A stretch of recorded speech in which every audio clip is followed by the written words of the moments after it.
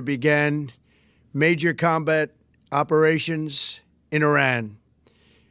Our objective is to defend the American people by eliminating imminent threats from the Iranian regime, a vicious group of very hard, terrible people. Its menacing activities directly endanger the United States, our troops, our bases overseas, and our allies throughout the world. For 47 years, the Iranian regime has chanted death to America and waged an unending campaign of bloodshed and mass murder, targeting the United States, our troops, and the innocent people in many, many countries. Among the regime's very first acts was to back a violent takeover of the U.S. Embassy in Tehran, holding dozens of American hostages for 444 days. In 1983, Iran's proxies carried out the Marine barracks bombing in Beirut that killed 241 American military personnel. In 2000, they knew and were probably involved with the attack on the USS Cole. Many died. Iranian forces killed and maimed hundreds of American service members in Iraq. The regime's proxies have continued to launch countless attacks against American forces stationed in the Middle East in recent years, as well as U.S. naval and commercial vessels in international shipping lanes. It's been mass terror, and we're not going to put up with it any longer.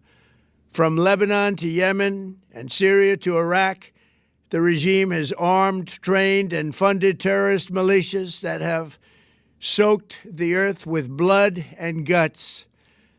And it was Iran's proxy, Hamas, that launched the monstrous October 7th attacks on Israel, slaughtering more than 1,000 innocent people, including 46 Americans, while taking 12 of our citizens hostage. It was brutal, something like the world has never seen before.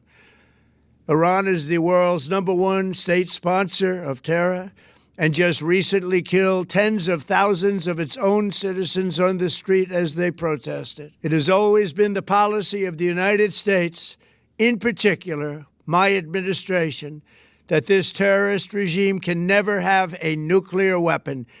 I'll say it again. They can never have a nuclear weapon. That is why in Operation Midnight Hammer last June, we obliterated the regime's nuclear program at Fordow, Natanz, and Isfahan.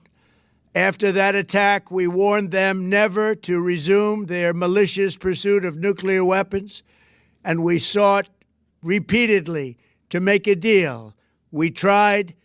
They wanted to do it. They didn't want to do it. Again, they wanted to do it. They didn't want to do it. They didn't know what was happening. They just wanted to practice evil. But Iran refused, just as it has for decades and decades.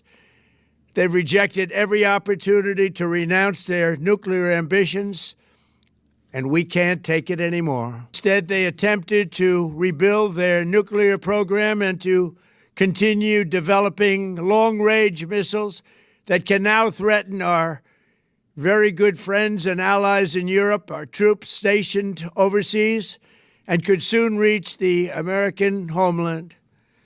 Just imagine how emboldened this regime would be if they ever had and actually were armed with nuclear weapons as a means to deliver their message. For these reasons, the United States military is undertaking a massive and ongoing operation to prevent this very wicked, radical dictatorship from threatening America and our core national security interests.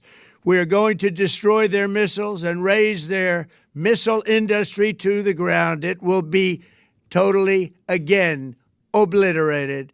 We're going to annihilate their Navy. We're going to ensure that the region's terrorist proxies can no longer destabilize the region or the world and attack our forces and no longer use their IEDs or roadside bombs, as they are sometimes called, to so gravely wound and kill thousands and thousands of people, including many Americans. And we will ensure that Iran does not obtain a nuclear weapon. It's a very simple message. They will never have a nuclear weapon. This regime will soon learn that no one should challenge the strength and might of the United States Armed Forces.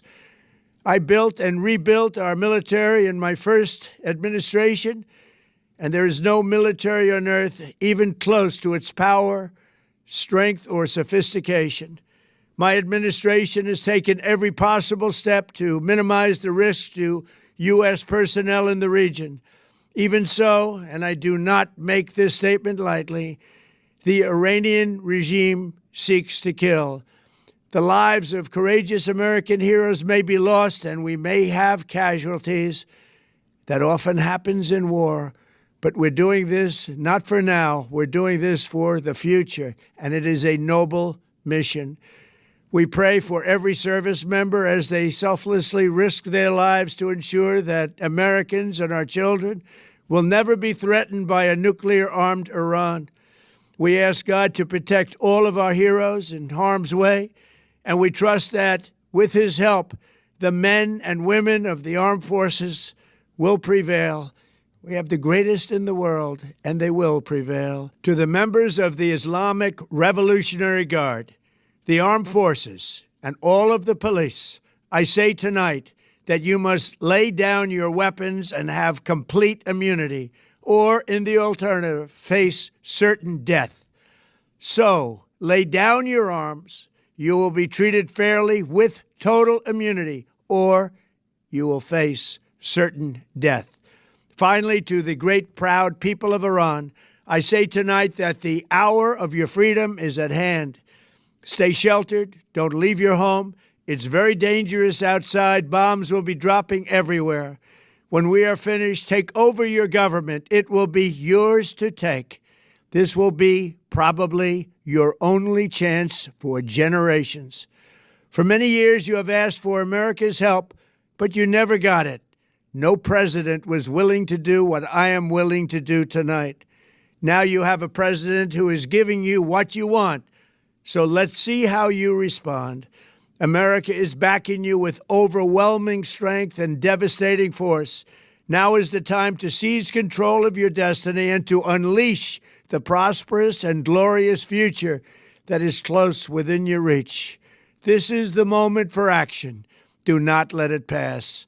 May God bless the brave men and women of America's armed forces. May God bless the United States of America. May God bless you all. Thank you.